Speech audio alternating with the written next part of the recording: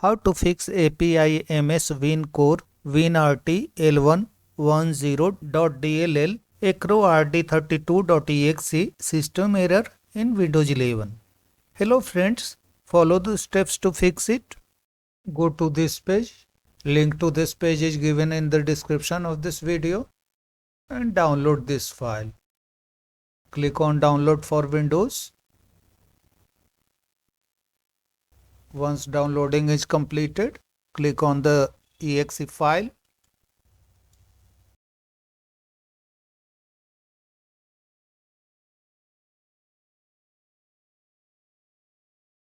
Let the installation complete.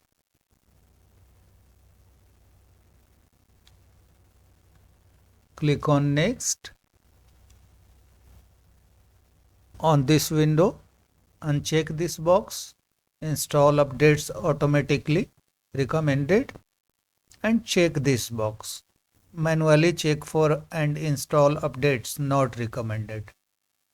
Click on Install. The Adobe Acrobat Reader 11th version is installed. Click on Finish. Now the error should be fixed and you can use the Adobe Acrobat Reader. That's all friends. Thanks for watching the video.